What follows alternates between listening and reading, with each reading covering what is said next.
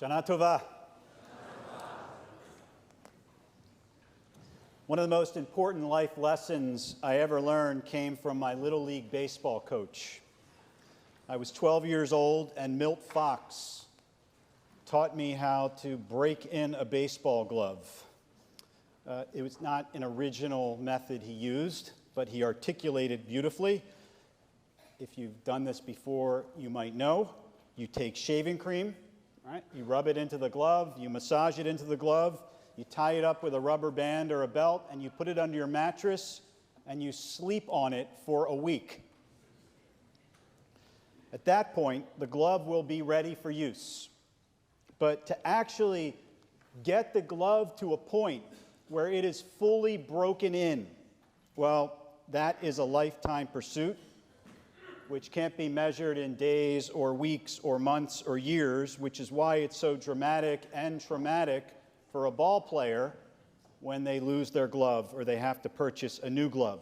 Sure, at some point, you were able to buy a pre-broken in baseball glove, but that, Milt said, was a shortcut that circumvented this critical life lesson he was trying to communicate. Looking back, it's clear that Milt was teaching us something far more important than how to soften up a leather glove. How do you do anything well? How do you become proficient or master any skill or set of information? It takes patience. It takes time. It takes perseverance. That's what Milt was teaching us. And to paraphrase dear Evan Hansen, it may be the harder way, it may be the longer way, but it's the right way. Patience, time, perseverance, these words are baked into the game of baseball. The one constant throughout the years, finish the line from James Earl Jones, has been baseball. Field of Dreams, friends. You gotta know this movie. It's a game governed not by minutes, hours, quarters, or halves. It's a drama unfolding on a field, one pitch, one swing, one strike, one out at a time. How ironic. How sad, then, it is to witness this season's introduction of the pitch clock. Its purpose to accelerate the game's leisurely pace of play. You know, I mentioned this to someone who's involved in the sports world yesterday in this community that I was talking about this, and you know, it was clear that I was coming down against the pitch clock, and he looked at me like, are you out of your mind? Right? The pitch clock has been great for baseball. As of this current season, pitchers have 20 seconds to throw their next pitch when there are runners on base, 15 seconds when the bases are empty. A catcher needs to be ready to catch within 9 seconds left on the clock. If either the pitcher or the catcher fails to comply, the umpire calls an automatic ball. As for the batters, they need to be in the batter's box, ready to swing with 8 seconds left. If they fail to comply, the umpire will call a strike. Now, for some, these changes were a long time coming. With a dwindling fan base, the game needed to evolve or die. For others, it was, in the language of Jason Gay of the Wall Street Journal, another sad cave to technology and our culture of vapid hurrying. That the lack of a clock was part of what makes baseball great, that it ended when it ended. It's this culture of vapid hurrying that undermines so much of what I learned as a 12-year-old baseball player. Now, today, we are often sold the philosophy that claims this one simple trick will make everything faster and easier. Buy this book, and you will learn the 5 steps to happiness. Watch this video, and you will be fit in 7 minutes a day. It's unbelievable. I mean, it's miraculous. Download this app, and you will learn to read books in a fraction of the time that it takes you now. The culture of vapid hurrying says that games, movies, books, anything that requires time and commitment, like baseball, breaking in a glove, or whatever it is, would be better, more successful, if it was shorter and demanded less commitment. Baseball popularity and attendance at games was down. Change the game. Leave the culture alone. Just make things easier, faster, even if it contradicts that spirit of the game itself, a game that was never tethered to time. And it's not just baseball. You've heard from this bema about the shortage of rabbis in America. By the way, it's not just rabbis, it's clergy across the religious movements. How do some rabbinical schools respond? Right? An education that's all about mastery. What's the strategy to attract students? Shorten rabbinical school and eliminate a year of study in Israel. Make it easier, less demanding, less rigorous. Even here, for years, we have offered a 2-year Melton course. Many of you have taken 30 weeks a year, 2 hours a day for 2 years. It's intense. Melton felt that the culture, not just ours, that the sort of overall culture of adult learning no longer supported this kind of deep dive, lengthy commitment into Jewish literacy. They're now offering smaller scale, mini-mesters of this core curriculum. I know it will be great, the curriculum's great, the teachers are great, but it feels like another capitulation to this culture of vapid hurrying.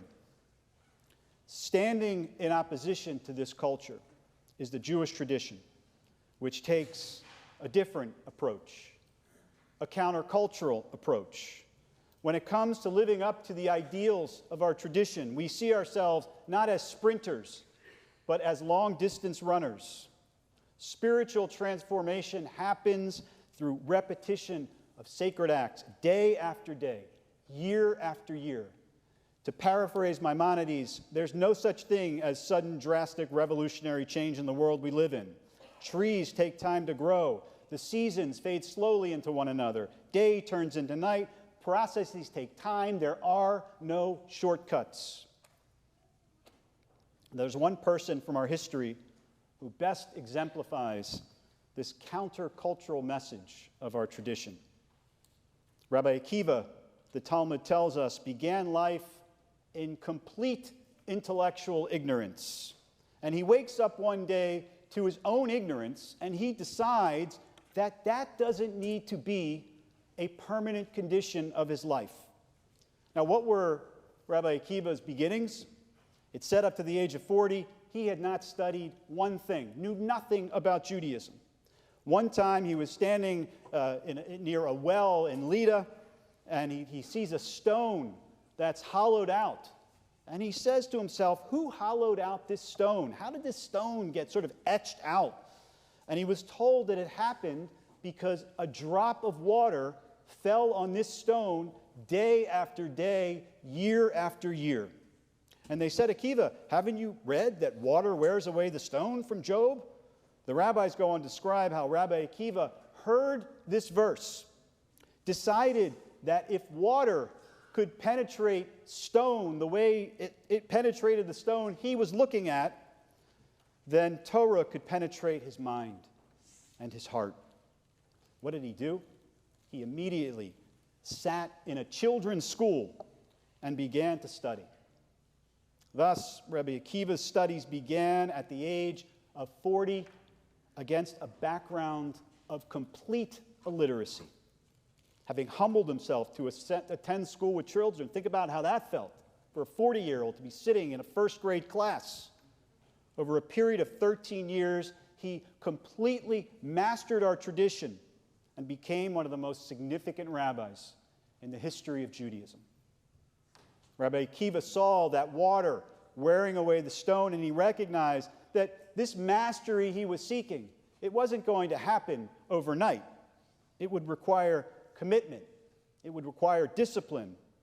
He wasn't looking for a shortcut. He wanted that deep, intense encounter with Judaism. Like the stone, he wanted to be hollowed out, shaped by this encounter over a long period of time. As I get older, I find myself drawn more and more to the story of Rabbi Akiva.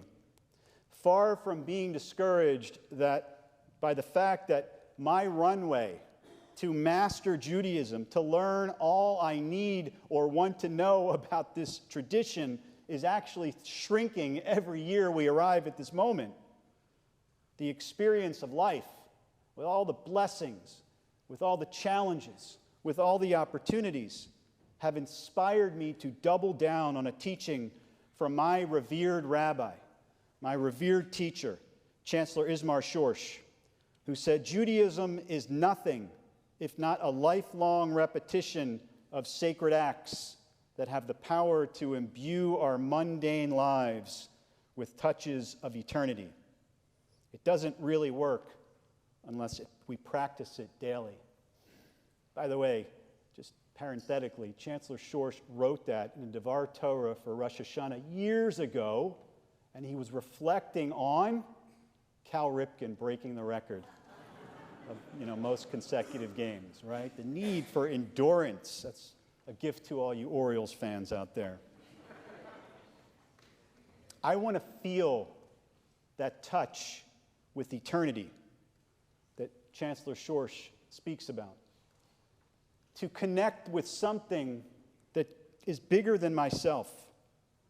And to do so, I have actually surprised myself over the years and gone deeper into Jewish learning, Jewish prayer, and Jewish observance, to practice it more intensely daily, even devotedly. The story of Rabbi Akiva resonates deeply in me, that it takes years for drops of water to hollow out a rock. There are no shortcuts. That's the countercultural value proposition of the Jewish tradition, and it inspires me. Maybe you too are inspired by the story of Rabbi Akiva. You believe that there's something here that will motivate you to live not just a good life, but a sacred, a holy life. And you feel that this is the year to go deeper into our tradition. But you don't know where to begin. So I want to tell you about the most important and memorable meeting I had last year. I don't know if this family's here. Parents of a B'nai Mitzvah student in the upcoming year came to see me. They wanted to speak about the B'nai Mitzvah process and how they could maximize the meaning of the process. They were essentially saying to me that they knew their child would master his Torah reading, they knew he or she would be great with the Haftarah, that they would give a phenomenal Devar Torah, that they would thrive the morning of their B'nai Mitzvah. But what about the year leading up to it? What about the preparation as a family? What could they be doing? They understood that it could be, that it should be a transformative experience. But how? What are the things that they should be thinking about? The ritual acts they could incorporate into their home life, mitzvot they could be performing, books they could be reading, films they could be seeing, etc. So I brought some of the typical talking points we use at the 5th grade session that we do with parents introducing the process. Here are 5 things you could do. But these parents, they wanted more. So I gave them more. I broke out some of the materials we use in our Pathways program, our program for people who want to become Jewish.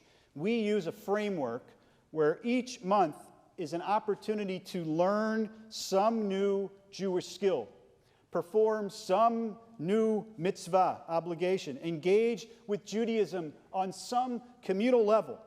We have a document we distribute filled with Jewish book titles, Jewish films, Jewish cultural experiences around New York City that we encourage people to take advantage of through the process. I gave the parents all of this, not to do everything on the list, but to do some of the things, read some of the books, see some of the films as a family. And as I reflected on this conversation after, I realized that these are the conversations that we should be having with each and every one of you as families or as individuals. You are here. By virtue of the fact that you are here, this means something to you. You are actually countercultural. Most Jews in America don't affiliate with synagogues. What do you want from your Jewish life? Do you want more? I hope so. How can you increase the opportunities for Jewish learning and living in your life? And do you know even where to begin? Please, don't hear judgment in that question. It comes literally from a place of wanting to meet you where you are. So here's the deal that I'm prepared to offer you this year. If you or your family want to have a conversation about rebooting your Jewish journey and what that journey might look like over the next months or years, similar to the conversation I had with the parents of the B'nai Mitzvah student, then I want to meet with you. And I want to help you take a few steps further down that road. Now, I know what you're thinking. There are a lot of us, and there's only one of you. How are you going to make that happen? Here's the answer. I have no idea. I know three things. Number one, got a great intern, all right? Even better assistant named Paul who's going to schedule all this. Number two, this, as Rabbi Cosgrove and I often say to each other, this is the business we've chosen. Shepherding people along the journey. And if hundreds and hundreds of you want to have this conversation, well, we should only have such high-class problems here at Park Avenue Synagogue. And finally, number three, because we're all optimists at the beginning of the new year, we'll figure it out. Your side of the bargain, you didn't think this was one-sided, did you? Your side of the bargain is that I ask you to spend some time with loved ones over the holiday and discuss what Judaism means to you. Are you happy where you are? Do you want more from this tradition? Maybe you want to incorporate the recitation of daily blessings in your life to deepen your practice of gratitude. Perhaps you're thinking about making Jewish choices about the food you put in your mouth. Maybe this is the year you decide to resume your Jewish education that ended when you were 13 by enrolling in a class at the synagogue. Troubled by the news coming out of Israel? Then maybe this is the year to travel with us in the spring to better understand the fault lines and the struggles and the blessings and the opportunities of the Jewish homeland. The what, it actually doesn't really matter. The goal, to quote Rabbi Arnold Jacob Wolf, is to walk the road of Judaism. Some of the mitzvot, some of the obligations, some of the opportunities are light, some are heavy, some we will never lift.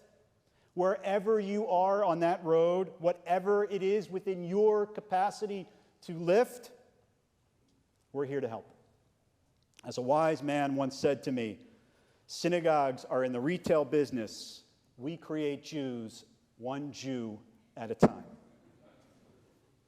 Patience, time, perseverance. That's how you get from point A to point B in anything, not by taking shortcuts. And I was fortunate to learn that lesson almost 45 years ago on a baseball field in Harrisburg, Pennsylvania, with a brand new baseball glove and a coach who understood life in ways that I am confident I didn't fully appreciate at 12 years old. And if the metaphor of the glove doesn't work for you, then allow me to conclude with a more traditionally Jewish image to work with. It's one of my favorites, and I learned it years ago from another coach, my teacher and my first boss, Rabbi Gordon Tucker.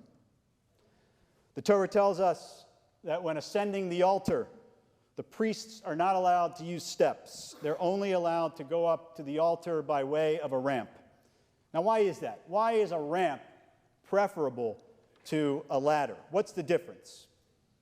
So Rabbi Tucker teaches that the Hasidic master Isaac Meir of Gur, the Gur Rebbe, posed this question.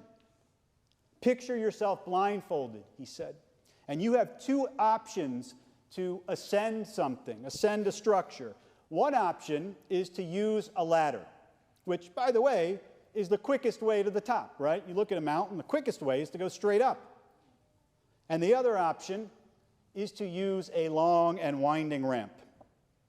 The ladder allows you the luxury of being able to count each step, and by keeping track of the steps, you will be able to look ahead and look back and see exactly how far you've come and exactly how far you have to go. It could be both good and it can both be challenging. And this approach, the Torah tells us, is not the way to go up to the altar. The right way is to take the ramp. It is, for one, a longer journey for sure, but more importantly, you will not, and you should not, measure your progress by constantly assessing how far you've come and how far you have yet to go. All you will know is that you are going in the right direction, and that is up. I love this image of the ramp.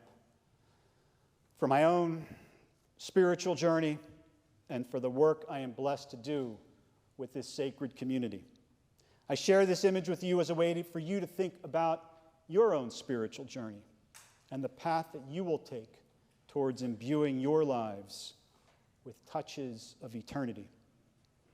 May 5784 be a year when we all walk the road of Judaism, picking up and carrying what we can while ascending that ramp of Jewish life together. It may be the hard way. It may be the long way. But one thing I know is that it is the right way. Shana Tova.